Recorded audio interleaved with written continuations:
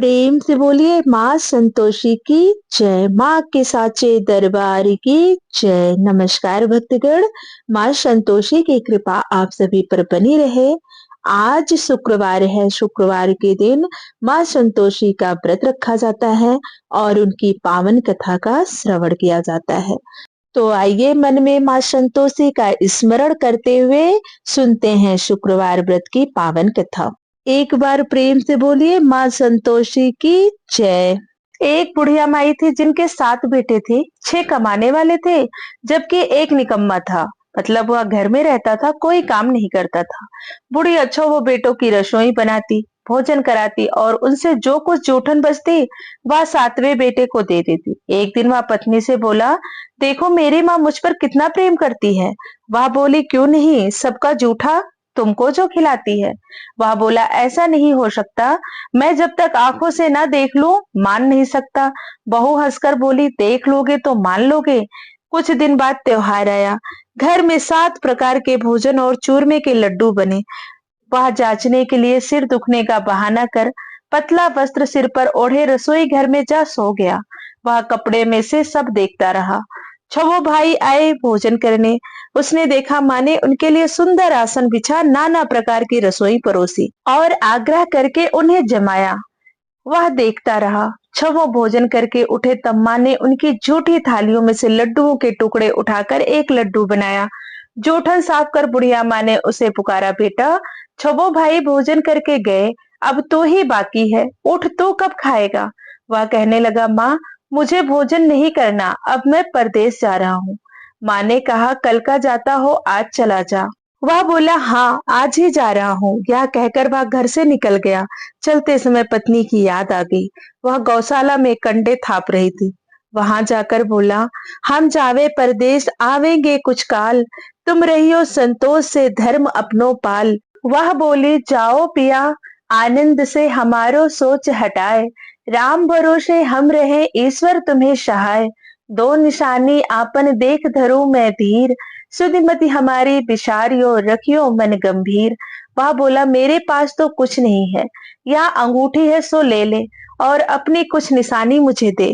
वह बोली, मेरे पास क्या है, यह गोबर भरा हाथ है। यह कहकर उसकी पीठ पर गोबर के हाथ की थाप मार दी। वह चल दिया। चलते चलते दूर देश पहुंचा। वहां एक साहूकार की दुकान थी। वहां जाकर कहने लगा, भाई मुझे नौकरी पर रख लो। साहूकार को जरूरत थी, बोला रह जा। लड़के ने पूछा, तनख्वाह क्या दोगे। साहूकार ने कहा, काम देखकर दाम मिलेंगे। साहूकार की नौकरी मिली। वह सुबह 7 बजे से 10 बजे तक नौकरी बजाने लगा। कुछ दिनों में दुकान का सारा लेन देन, हिसाब किताब, ग्राहकों को माल बेचना, सारा काम करने लगा। साहूकार के 7-8 नौकर थे। वे सब चक्कर खाने लगे, या तो बहुत होशियार बन गया। सेठ ने भी काम देखा और 3 महीने में उसे आधे मुनाफे का हिस्सेदार बना दिया। वह कुछ वर्ष में ही नामी सेठ बन गया और मालिक सारा कारोबार उस पर छोड़कर चला गया। इधर उसकी पत्नी को सास ससुर दुख देने लगे। सारी गृहस्थी का काम करा के उसे लकड़ी लेने जंगल भेजते। इस बीच घर के आटे से जो भूसी निकलती उसकी रोटी बनाकर रख दी जाती और फूटे नारियल की नरेली में पानी। एक दिन वह लकड़ी लेने जा रही थी। रास्ते में बहुत सी स्त्रियां संतोषी माता का व्रत करती दिखाई दी। वह वहां खड़ी होकर कथा सुनने लगी और पूछा, बहनों तुम किस देवता का व्रत करती हो और उनके करने से क्या फल मिलता है। यदि तुम इस व्रत का विधान मुझे समझा कर कहोगे तो मैं भी तुम्हारा बड़ा एहसान मानूंगी। तब उसमें से एक स्त्री बोली, सुनो, यह संतोषी माता का व्रत है। इसके करने से निर्धनता दरिद्रता का नाश होता है और जो कुछ मन में कामना हो सब संतोषी माता की कृपा से पूरी होती है। तब उसने उनसे उस व्रत की विधि पूछी। वह भक्तिनी स्त्री बोली, 1.25 आने का गुड़ चना लेना, इच्छा हो तो 5.25 आने का लेना या 1.25 रुपए का भी सहूलियत के अनुसार लाना।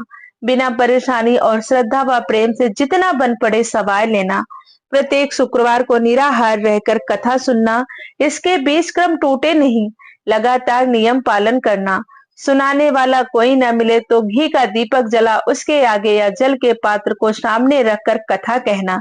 जब कार्य सिद्ध ना हो तो नियम का पालन करना और कार्य सिद्ध हो जाने पर व्रत का उद्यापन करना। 3 मास में माता फल पूरा करती हैं। यदि किसी ग्रह के खोटे भी हों तो भी माता वर्ष भर में कार्य सिद्ध करती हैं।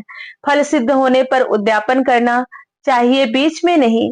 उद्यापन में 2.5 सेर आटे का खाजा तथा इसी परिणाम से खीर तथा चने का शाक करना। 8 लड़कों को भोजन कराना। जहां तक मिले देवर जेठ भाई बंधु के हों, ना मिले तो रिश्तेदारों के और पास पड़ोसियों को बुलाना। उन्हें भोजन करा यथाशक्ति दक्षिणा दे माता का नियम पूरा करना। उस दिन घर में खटाई न खाना। यह सुन बुढ़िया के लड़के की बहू चल दी। रास्ते में लकड़ी के बोझ को बेच दिया और उन पैसों से गुड़ चना ले माता के व्रत की तैयारी कर आगे चली और सामने मंदिर देखकर पूछने लगी, यह मंदिर किसका है? सब कहने लगे, संतोषी माता का मंदिर है। यह सुनकर माता के मंदिर में जाकर चरणों में लौटने लगी। दीन हो विनती करने लगी, माँ मैं निपट अज्ञानी हूँ, व्रत के कुछ भी नियम नहीं जानती। मैं दुखी हूँ, हे माता जगत जननी मेरा दुख दूर कर, मैं तेरी शरण में हूँ। माता को दया आई। एक शुक्रवार बीता कि दूसरे को उसके पति का पत्र आया और तीसरे शुक्रवार को उसका भेजा हुआ पैसा आ पहुंचा। यह देख जेठ जिठानी मुंह सिकोड़ने लगे। लड़के ताने देने लगे। काकी के पास पत्र आने लगा, रुपया आने लगा, अब तो काकी की खातिर बढ़ेगी। बेचारी सरलता से कहती, भैया कागज आवे रुपया आवे हम सब के लिए अच्छा है। ऐसा कहकर आंखों में आंसू भरकर संतोषी माता के मंदिर में आ मातेश्वरी के चरणों में गिरकर रोने लगी। माँ मैंने तुमसे पैसा कम मांगा है, मुझे पैसे से क्या काम है? मुझे तो अपने सुहाग से काम है। मैं तो अपने स्वामी के दर्शन मांगती हूँ। तब माता ने प्रसन्न होकर कहा, जा बेटी तेरा स्वामी आएगा। यह सुनकर खुशी से बावली होकर घर में जाकर काम करने लगी। अब संतोषी माँ विचार करने लगी, इस भोली पुत्री को मैंने कह तो दिया कि तेरा पति आएगा, लेकिन कैसे? वह तो इसे स्वप्न में भी याद नहीं करता। उसे याद दिलाने को मुझे ही जाना पड़ेगा।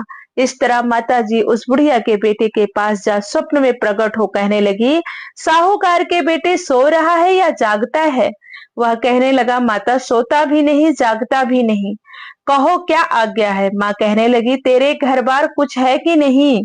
वह बोला, मेरे पास सब कुछ है माँ, बाप है बहू है, क्या कमी है? माँ बोली, भोले पुत्र तेरी बहू घोर कष्ट उठा रही है। तेरे माँ बाप उसे परेशानी दे रहे हैं। वह तेरे लिए तरस रही है, तू उसकी सुध ले। वह बोला, हाँ माता जी यह तो मालूम है, परंतु जाऊं तो कैसे? परदेश की बात है, लेन देन का कोई हिसाब नहीं, कोई जाने का रास्ता नहीं आता, कैसे चला जाऊं? माँ कहने लगी, मेरी बात मान, सवेरे नहा धोकर संतोषी माता का नाम ले, घी का दीपक जला दंडवत कर दुकान पर जा बैठ। देखते देखते सारा लेन देन चुक जाएगा, जमा का माल बिक जाएगा। सांझ होते ही धन की भारी ढेर लग जाएगी। अब सुबह होते ही स्वप्न में कही गई बुढ़िया की बात मानकर वह नहा धोकर संतोषी माता को दंडवत घी का दीपक जला दुकान पर जा बैठा। थोड़ी देर में देने वाले रुपए दे गए, लेने वाले हिसाब लेने लगे। कोठे में भरे सामान के खरीददार नगद दाम दे सौदा करने लगे। शाम तक धन का भारी ढेर लग गया। मन में माता का नाम ले चमत्कार देख प्रसन्न हो घर ले जाने के वास्ते गहना कपड़ा सामान खरीदने लगा। यहाँ काम से निपट तुरंत घर को रवाना हुआ। इधर उसकी पत्नी जंगल में लकड़ी लेने जाती है। लौटते वक्त माता जी के मंदिर में विश्राम करती है। वह तो उसके प्रतिदिन रुकने का स्थान जो ठहरा। धूल उड़ती देख माता से पूछती है, हे माता यह धूल कैसे उड़ रही है? माता कहती है, हे पुत्री तेरा पति आ रहा है। अब तू ऐसा कर, लकड़ियों के 3 बोझ बना ले, एक नदी के किनारे रख और दूसरा मेरे मंदिर पर और तीसरा अपने सिर पर। तेरे पति को लकड़ियों का गट्ठर देख मोह पैदा होगा। वह यहाँ रुकेगा, कुछ खा पीकर माँ से मिलने जाएगा। तब तू लकड़ियों का बोझ उठाकर जाना और चौक में गट्ठर डालकर जोर से आवाज लगाना, लो सासू जी लकड़ियों का गट्ठर लो, भूसे की रोटी दो, नारियल के खेपड़े में पानी दो, आज मेहमान कौन आया है?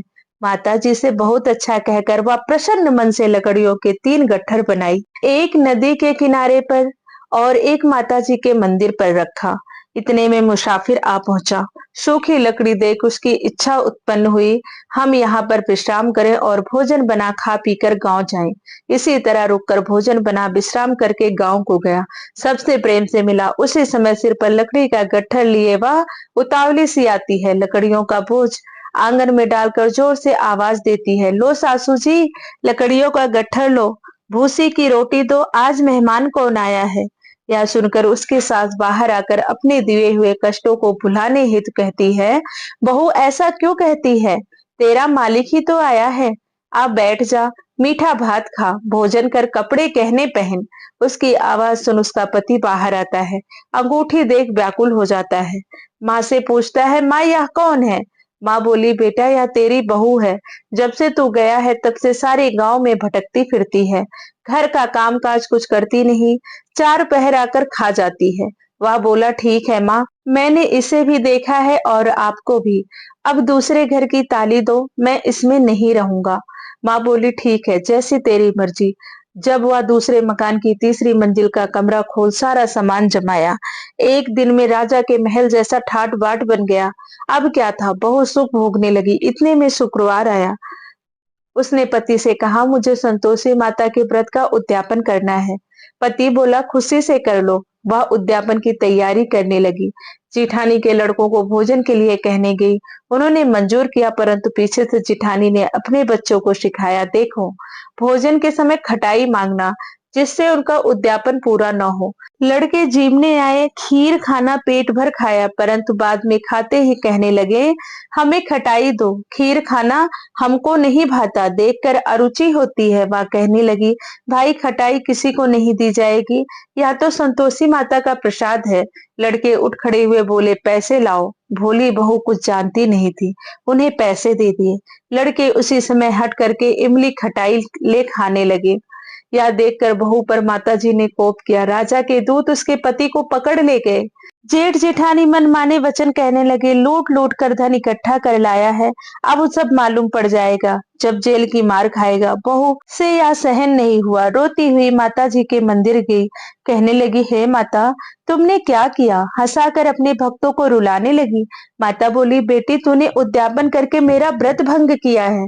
वह कहने लगी, माता मैंने कुछ अपराध किया है, मैंने तो भूल से लड़कों को पैसे दे दिए थे, मुझे क्षमा करो, मैं फिर तुम्हारा उद्यापन करूंगी। माँ बोली, अब भूल मत करना। वह कहती है, अब भूल नहीं होगी, अब बतलाओ वे कैसे आवेंगे। माँ बोली, जा पुत्री, तेरा पति तुझे रास्ते में आता मिलेगा। वह निकली, राह में पति आता मिला।